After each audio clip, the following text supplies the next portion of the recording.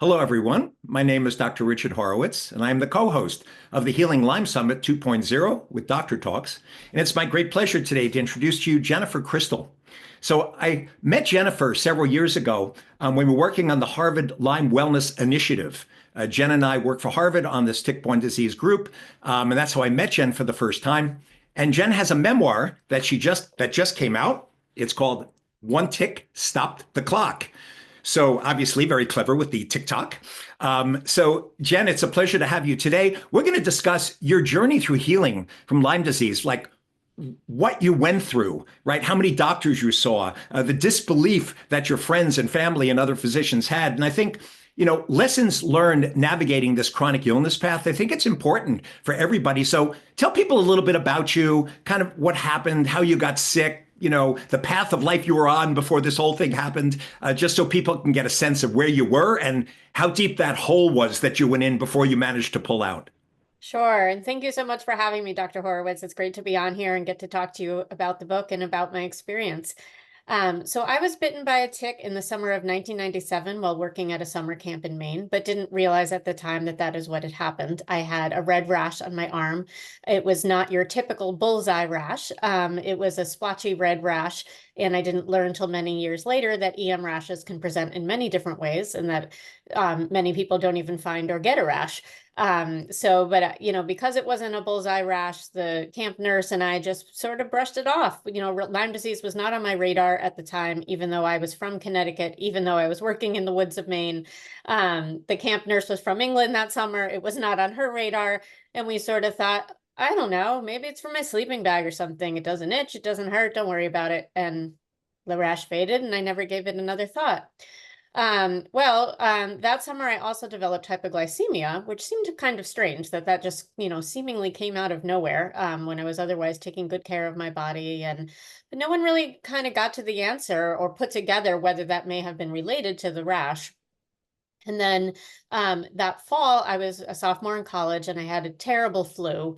They thought I had mono, and which is what they always test for in college. And when I didn't have mono, they, said you must just be run down, you must be stressed, maybe it's all in your head. I had fevers, I had joint aches, I had exhaustion and difficulty getting to class, difficulty walking to the dining hall. And those symptoms waxed and waned for years. I would, get better and was leading this really high achieving, high functioning life, double majoring in college and skiing and running and studying abroad. But I would crash. I would have, I would go have this on and off again flu that would come on. And the college health center nurses tired of me eventually and, said, maybe you should see someone in counseling about all of this. And I started to think maybe it is all in my head, even though I had fever, even though I had, I just Yeah, started to think, by the way, it's difficult to make up fevers. right, That's kind of a tough one. right. Aches and pains, okay, whatever. But fevers, that's really a tough one. Yes.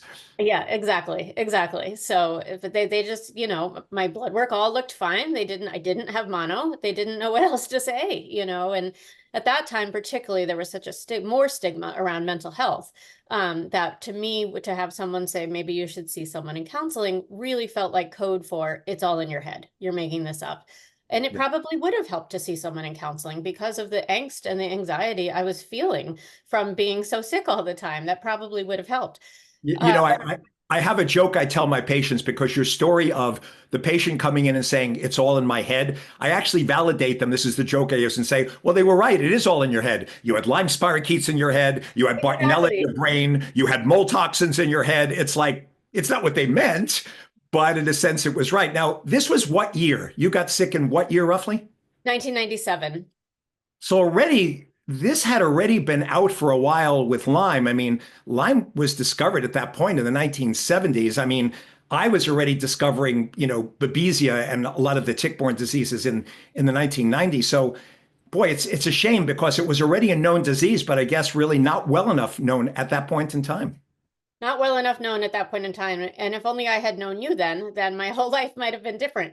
But I just, it wasn't on my radar, wasn't on the radar of any of the doctors I went to. And it wasn't until 2003. So after I graduated from college, I moved out west to Colorado. I'd always wanted to be a ski instructor. That had been my life dream, to do that for a year. And I had moved out to Colorado to do that. I hadn't been able to do it right away because I had torn my ACL in my knee. So I was a school teacher, rehabbing my knee, and which turned out to take much longer than expected because there were spirochetes in my knee, but we didn't know that at the time. And so I had finished 2 years of teaching. I was just on the cusp of, okay, now I'm really going to do it. I'm going to be a ski instructor for a year.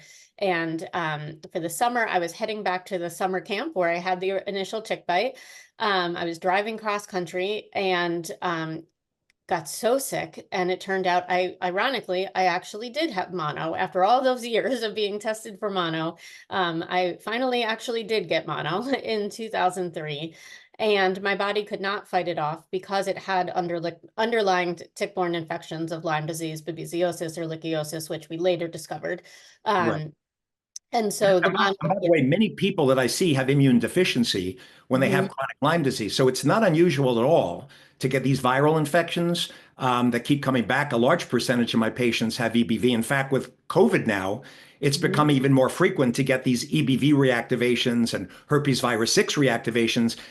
It's never usually one thing. Right. In my world, when people are sick, my model is the 16-point MSIDS model. And it's like going into a doctor with 16 nails in their foot saying you have pain. The doctor finds one nail. So with the mono, of course, there's no great treatment. So at that point, when you were having these flu-like symptoms, were these monthly? Was it around your period? Because many women around their menstrual cycle, right before, during, or after, that's when the symptoms come out. Was it that for you, or was it like on and off throughout the month when you had it? It was kind of on and off throughout the month. Later, once I actually was finally diagnosed with tick-borne illness and was undergoing treatment, I did notice that my symptoms were much worse around the time of my cycle. Right during my period, I would get these excruciating migraine headaches, and just all of my Lyme symptoms seemed much stronger at that time. Thankfully, now that's no longer the case, but I definitely noticed that once I had been diagnosed. So we're now to 2003. It's at least 6 years at this point that you're still sick. They called it mono, which of course there's no great treatments for. There's a few new ones, by the way, that have come out, but we're trying them. So how many doctors do you end up keep seeing at this point with these symptoms? And tell us, was it brain fog, memory concentration, fatigue? Was it migratory pain, which is the hallmark of this disease? Absolutely. Yes. I had pain in various points of my body, often had migraine headaches on one side, on the left side. The flu-like fatigue was excruciating, not just I'm a little bit tired, but I'm bedridden. I cannot get out of bed. And again, I'm a person who's a skier, who's, a teacher who's like always burning the candle at both ends, highly active. And, so for me to say, I can't get out of bed is really like I'm completely exhausted, completely spent, completely wiped out. Right. So how many doctors did it take? I mean, roughly along the and I understand you were gaslit because in reading your book, you were definitely gaslit by some of these doctors. Tell us some of the stories of like what you told these doctors and what they were actually telling you was wrong with you. Yeah. So there were more doctors than I could count, but dozens of doctors, I would say. The mono was easy to diagnose because that was a blood test. And so then, okay, you have mono, and now it's slipped into chronic active Epstein-Barr virus. So that, I'm not sure what number doctor we were on at that point. But it was, many doctors before then, and then many doctors after that trying to say, is it still just EBV, trying to figure out what else was going on. But yes, I describe one experience in the book, a couple different experiences in the book. One was a primary care physician who had diagnosed the mono and the Epstein-Barr virus and had originally told me when I went to see him, it's very unlikely someone your age would have Epstein-Barr. I don't think that's what's going on. We're going to test for other things and we'll get to the bottom of this. And then he tested for other things. Nothing showed up. And he said, you have Epstein-Barr virus. And I said, but you had, said when I came in, that's unusual for someone my age. And he said, well, yes, it is, but that's what you have. And there's nothing I can tell you to do but rest. And I describe in the book, I, was like, is there anything else I can do? How about, diet? How about supplements? His response with diet was, well, eat things low to the ground. And I said, what do you mean by low to the ground? Well, turkeys, chickens, plants, they're closer to the ground, they're better for you. So that was kind of that was the answer, eat a healthier diet. Okay. Um, and then he suggested I see a psychiatrist, and this only acknowledgement the psychiatrist made of my physical illness was to ask if I had a living will. Then, yep. Oh my God. So not only did they not discover what was wrong with you, but actually putting in your head, this could even be a life-threatening problem that no one's figured out. So you better get your affairs in order. That was the message sent. Uh, Wow. and then she totally switched gears and suggested that I buy a social anxiety workbook. And I looked through this workbook and I thought, I do not have social anxiety. I have always had, a very easy time making friends, love going out and doing things anywhere I've been. I'm just too sick to do so right now. And she got very upset with me and said, this workbook is very helpful to all of my patients. And I realized then, well, what category have I been put into here? By the primary care who recommended me, by the psychiatrist. And what does that say for people with legitimate mental illness, who, for other people, they're being sort of used as a catch-all. So, other people with a physical illness that we can't figure out, it must be a social anxiety disorder. Well, Um, and the part that's kind of sad here is both Lyme and Bartonella cause tremendous mental health problems. mhm. In the ICD-10 or 11, diagnostic manual, every psychiatric illness, depression, anxiety, OCD, we've had patients who are psychotic, who are schizophrenic, who come in on schizophrenic medicines, who have Bartonella rashes.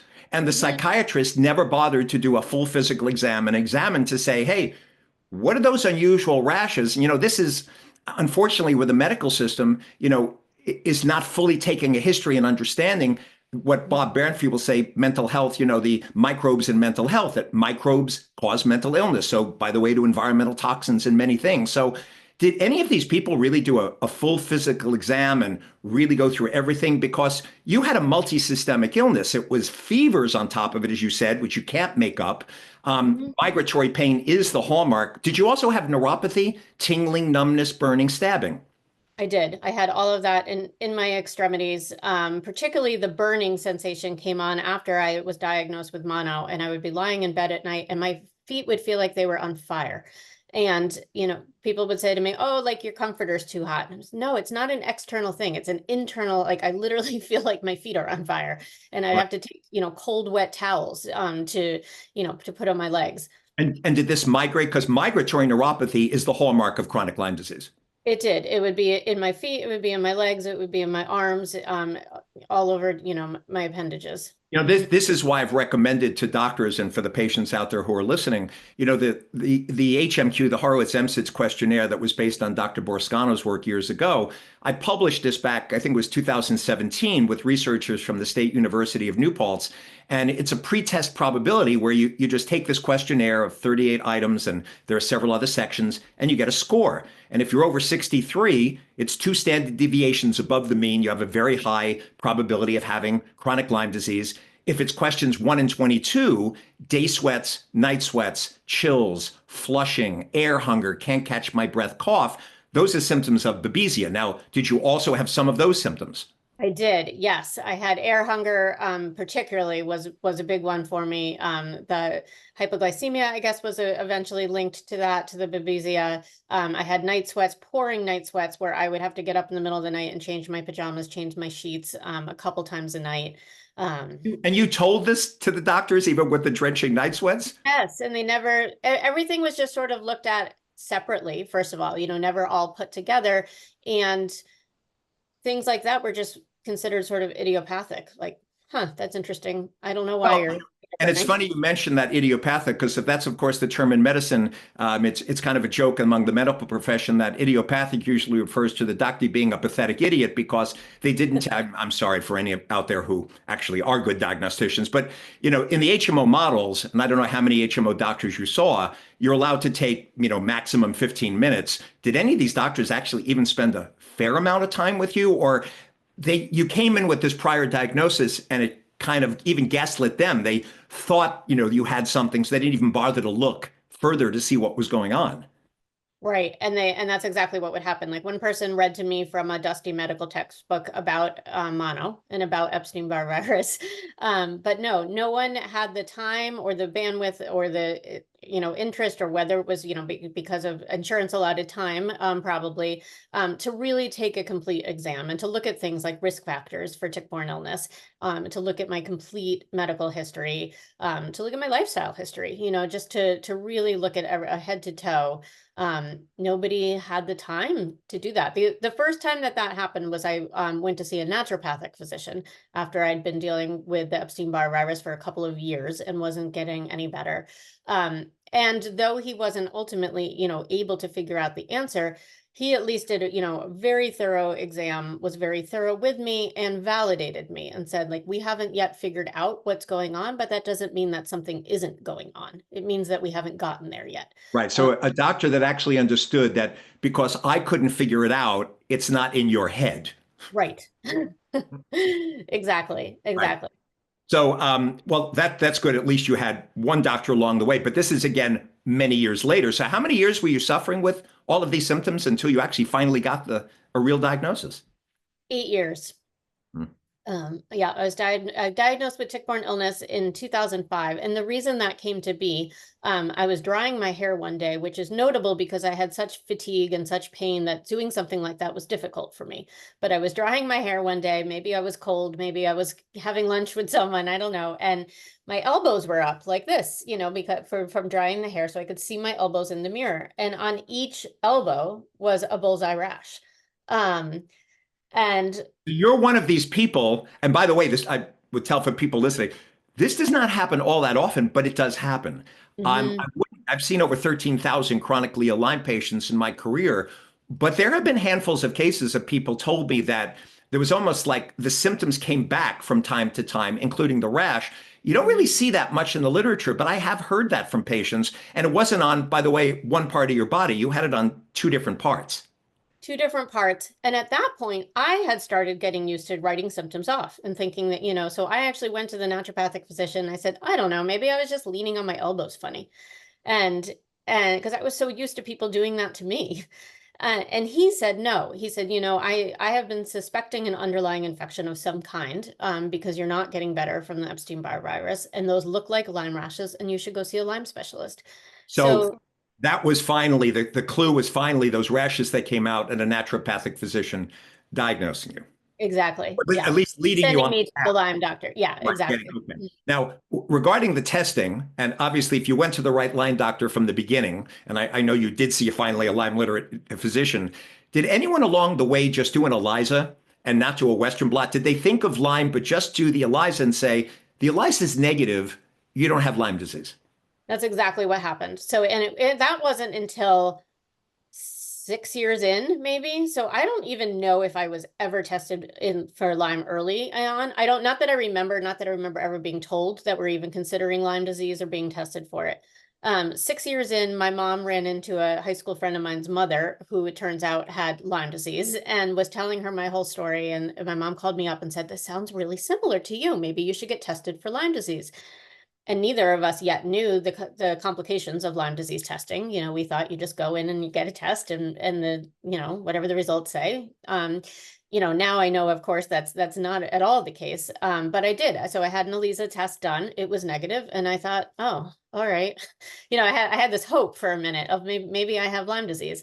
And then I got the result of that and said, okay, I guess I don't. And it was the naturopathic physician who later said to me, no, Lyme disease testing is really faulty, and explained to me why, explained why that would come up negative, the two-tiered Yes. system, You know, all of that. I didn't know any of that. the game that I play with my patients, just again, educating people listening to this, is I love IGeneX in California because they do an immunoblot with recombinant DNA, so there's no false positives. But I never just run an ELISA. But when I was running Western blots through the local labs like Quest, LabCorp, BioReference, there's a game I used to play with patients called Lyme Bingo. And I would tell them, if any one of these bands shows up, these numbers on a Western blot, bingo, you've been exposed to Lyme disease, or at least a Borrelia species like Lyme. It's the 23 outer surface protein C, 31 outer surface protein A, 34 outer surface protein B, 39, and the 83/93. And along the way, so if someone comes in and says, I'm having good and bad days, and I'm having this migratory joint pain, and I'm having migratory neuropathy, and brain fog as a young woman, and I'm extremely tired, and they score high in the questionnaire with even one band, that tells me automatically they've been exposed to a Borrelia species. The problem with the Western blots is they only check for one strain of Lyme. And there's multiple strains at this point. You know, the IGNX checks for at least 8. And you can have false positives with the 31 band on a local Western blot because of Epstein-Barr, by the way, or autoimmune disease. But unfortunately, you know, this two-tiered theory that got out there, it's really only for health departments to screen epidemiologically large populations of patients. The CDC, even on their website, they say this is not meant for an individual diagnosis. And I know this because I worked on the first round of the HHS tick-borne disease working group, right? So it's really a shame because the way medical information is being disseminated, right? You go to med school or whatever naturopathic school, and I think the naturopaths are great, by the way, because I think I practice probably closer to a naturopath when I've learned what they do. But unfortunately, after you get out, the training in an epidemic like this, because it's insufficient. Like they give you yearly training for narcotics, for end of life things, for sexual abuse, but they don't give you training for things like Lyme disease, which is an epidemic proportion. And that's really a place in the healthcare system where we really need to make some changes. So yeah, your story is really classic in that way. So again, so now we'll get 2005, 2006, the naturopath is putting you on. So after that, how many doctors did you finally see before you actually got the diagnosis? Thankfully, just one, because the person who my mother had run into, that person with Lyme disease, recommended me to her doctor. Very good. So I went to him. I was tested by IGNX. I had a CDC positive test for what it's worth. By the way, do you remember what the CDC test, if it was IgM or IgG positive? I think it was both.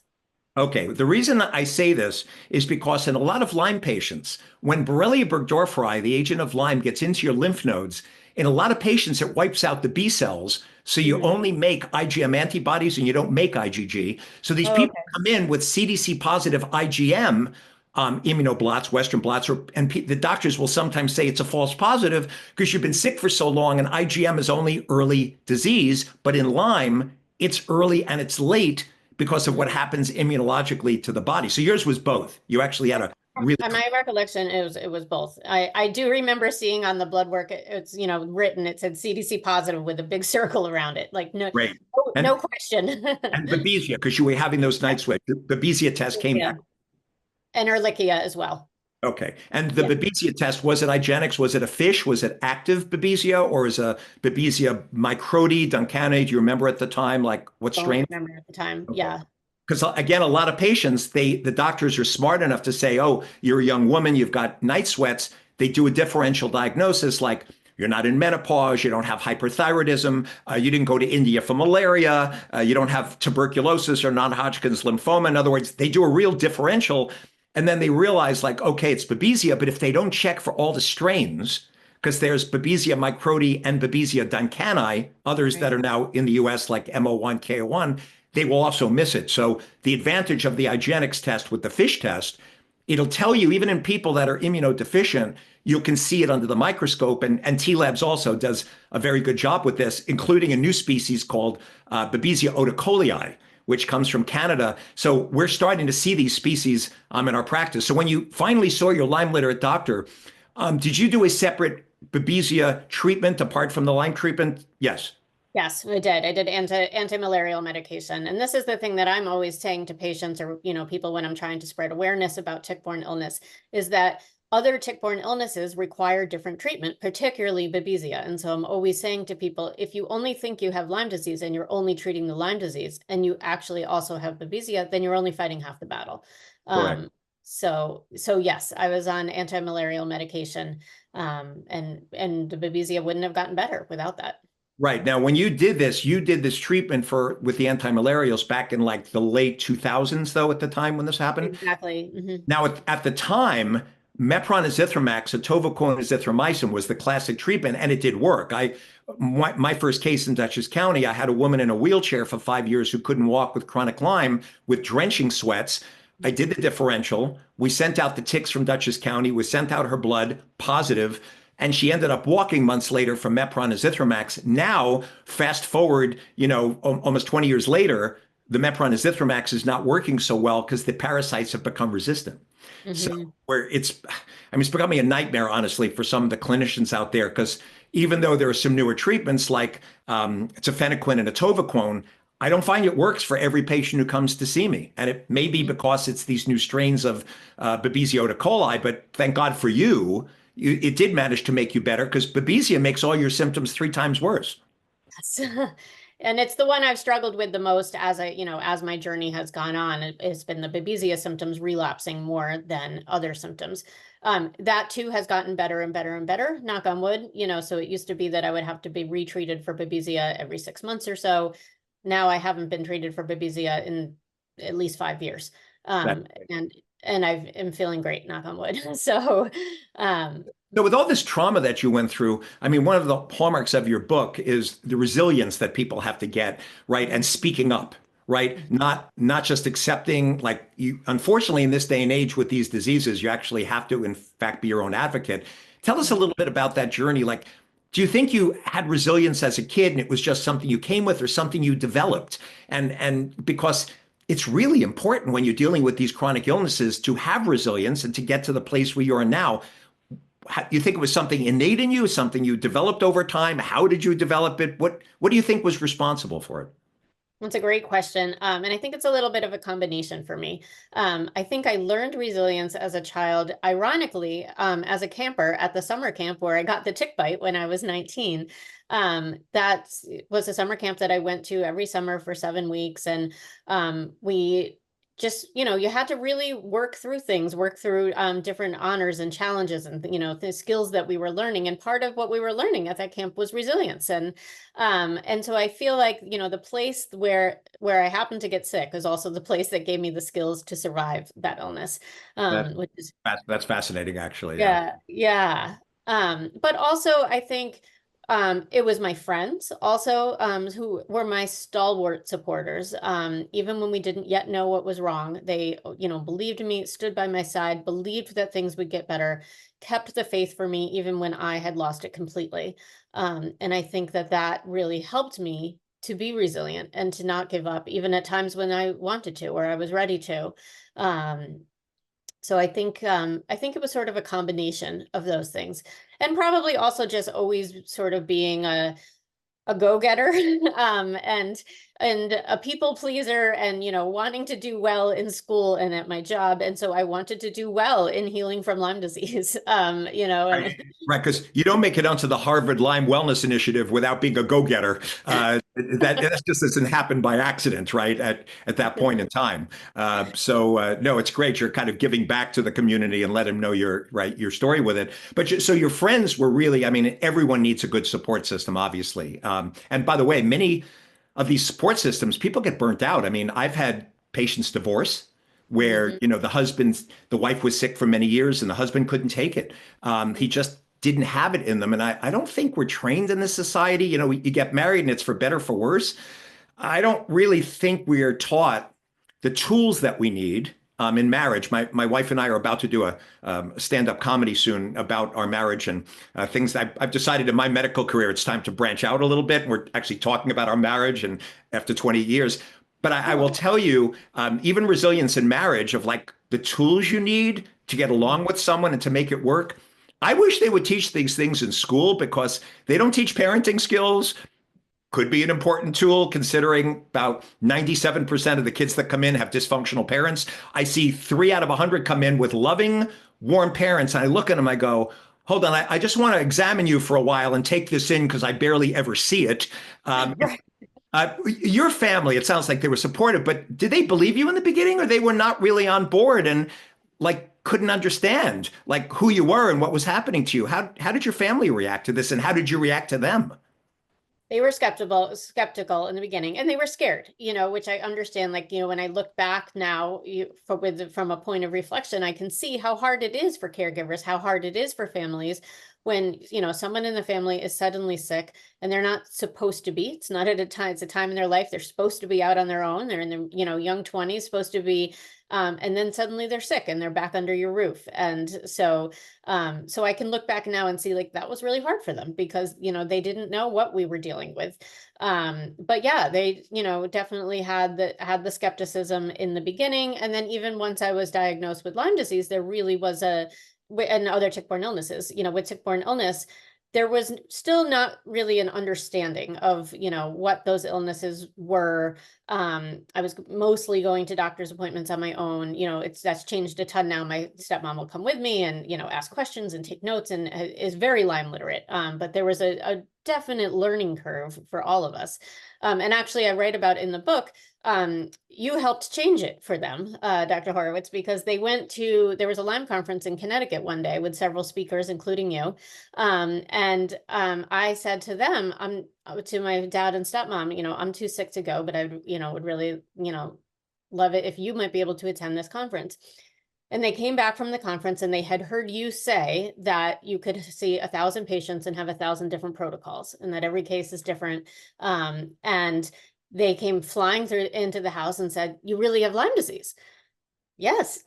So directly by speaking at that conference helped. Yes. By the way, the joke at those Connecticut conferences, and I know which ones you're talking about.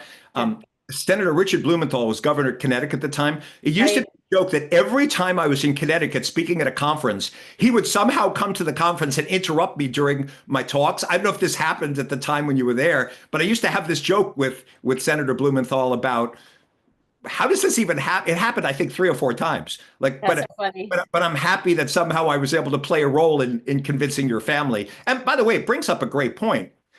The education for Lyme disease is not just the patients. It's got to be the caregivers. It's got to be the family members, because if you're not believed and you're not supported, right, in a healthy way, kind of makes the healing road difficult for people, right? So yeah, until that point, I felt like I was getting a lot of pressure from my family of like, when are you going to get better? And not understanding that like there's some good days and there are some bad days, and that this isn't going to be a linear path.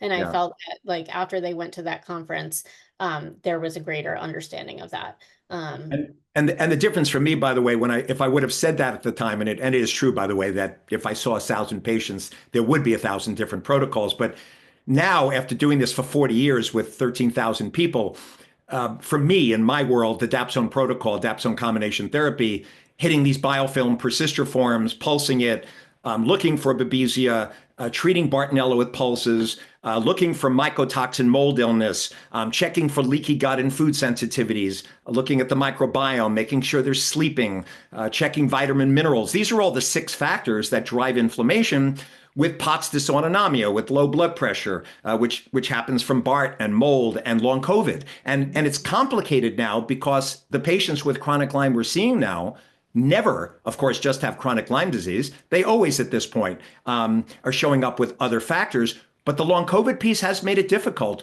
with Epstein-Barr reactivation. And I'm in the middle right now trying different protocols, because the Dapsone protocol is highly effective and is getting many people into long-term remission. My wife is 6 years in remission without one symptom.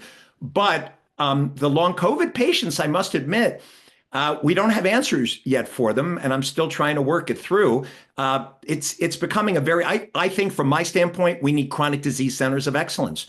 Your story of the doctor doesn't take enough time to listen.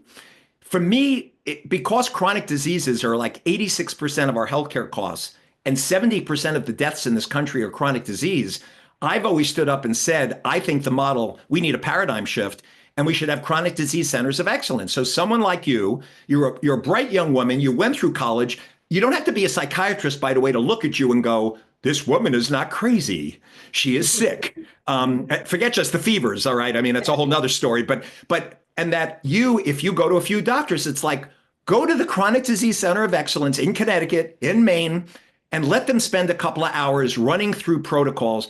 We really need this at this point in time, because our system is just not equipped to be dealing with people like you. And, the Lyme docs out there, I train them and I do it. There's only so many of us, right? This is why I'm now trying to go for NIH funds for a randomized multi-center placebo trial. I'm in the process of working with an agency. So maybe by the end of 2025, I will actually have funds to start a randomized trial because there's so many still questions about Lyme, right? Even after 50 years roughly of discovering this, you'd think we would have made more progress. We have in my world, but people like you, right, who didn't, see me years ago or others, you go from doctor to doctor looking for answers. And I think we really need a shift in the paradigm of how we're looking at chronic illness. I think that would be fantastic. I highly support that idea. I think that would have been really helpful for me, would be so helpful for so many patients with chronic illness, to help to get to the bottom of their symptoms and to, help recognize that they do have multi-system infections, whatever those infections might be, multi-system complications, illnesses, inflammation, looking at all of those different factors and looking at the whole person and their whole history, and truly helping people to get well, not just a 15-minute appointment, check off a diagnostic box, maybe get treatment, maybe not get treatment. I think that's an excellent idea. How many years did it actually take through the treatment? Now that you got the treatment, you finally were with a Lyme literate doctor. How long did it take you to go through the treatments before you really started noticing it? And how bad, by the way, were the Herxheimer reactions? Because people also sometimes need to know this healing journey can be a roller coaster ride for people. What was it like for you? It really is. And sometimes, they talk about 2 steps forward, 1 step back. With tick-borne illness, it can actually be 1 step forward, 2 steps back. And you feel like, I'm really not going to get it anywhere, but you are ultimately moving forward. So I was on 9 months of intravenous antibiotics, as well as on the anti-malarial medication. And when I first began all of that, the Herxheimer was horrendous. I felt worse than I had ever felt. Everything came out, worse than ever. I called the doctor, I spoke with the physician's assistant, and she said, "That's great news.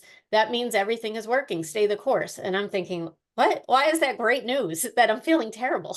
But I began to understand It means you're killing off the bugs. But I exactly. will tell for people listening out there, there are also good herxes and bad herxes, and there is a difference because the good herx is, wow, I herxed and had all my symptoms come out, my fatigue, my aches and pains, my brain fog could be a couple of days, could even be weeks. And then when the herx stops, you move up to the next level of health. But there have been people in the past where it's a bad herx, where they herx and herx and herx, they stop the treatment and they're back to where they started. And that means there's something usually interfering, right, with people getting better, that there's other inflammatory factors or downstream effects from the inflammation that's interfering with the healing process. Fortunately for you, yes, I mean, ultimately you had good herxes and ultimately the load of the bugs got better and you did improve. Mm-hmm. And it took probably about a year to really see improvement, to be declared in remission. And my life was not back to what it had been, but it was, so much better than what it was when I was totally bedridden. And I went off of treatment entirely, and dove back into life too quickly. I sort of had this mentality of like, great, I've been sick for years now. I'm done. I'm finally getting back to life. All I could talk about was that word back. I can't wait to get back to life. I can't wait to get back on track. I can't wait to get back to work. And so I dove in. I moved to Vermont. I was trying to get back to that skiing lifestyle. And I, started working, and I relapsed completely within 3 months because I had no defenses in my body. I had no, I was on no medication. I dove in way too fast, put my body under way too much stress, and was all the way back to point zero.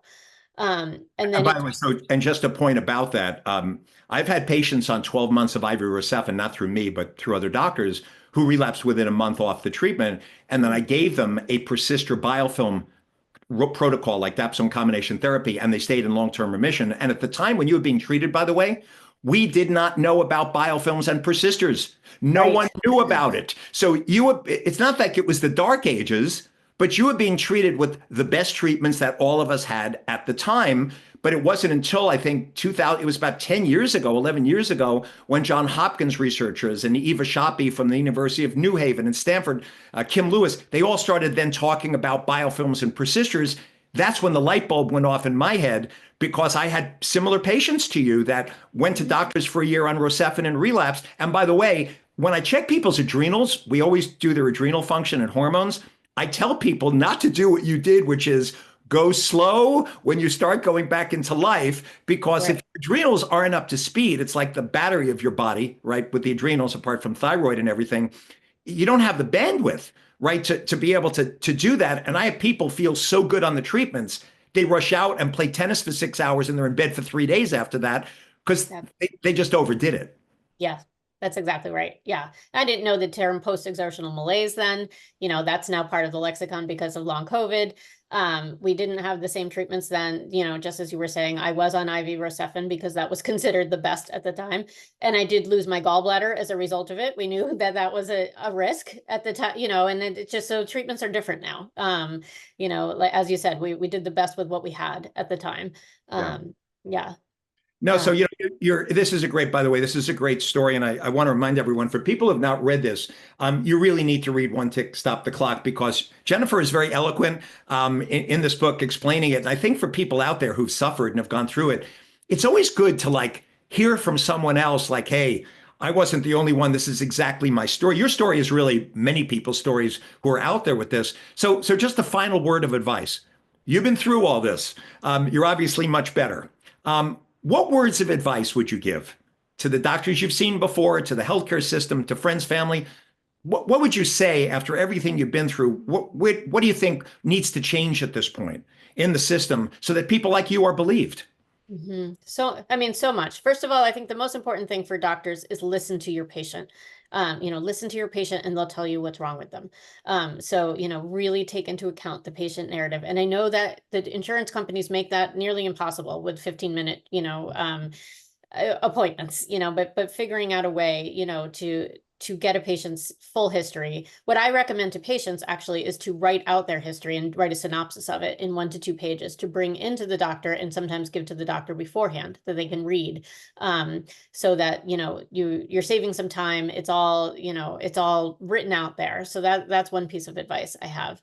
And for others out there, just to believe these patients, even if someone doesn't yet have a diagnosis, it doesn't mean that they're not sick. It means that doctors haven't yet figured out what's wrong with them. But no one knows their own body better than that person. No one knows your body better than you do. And so, for patients, just, continuing to be your advocate, to speak up for yourself, to say, no, something is wrong here. I know something's wrong. I know, and pushing on to the next doctor, until you get an answer, because you deserve that and you deserve to be well. Yeah, I think the validation has become a little bit easier in this day and age, mostly from long COVID, because a lot of people weren't believed with long COVID in the beginning, and then all of it. Now you can get disability payments for it. It has been believed, and the American Academy of Sciences are talking, infection-associated chronic illness. I don't particularly like the term because, and the reason I love chronic Lyme, which most people say it's outdated, but it is a chronic infection. Sorry, folks, it is.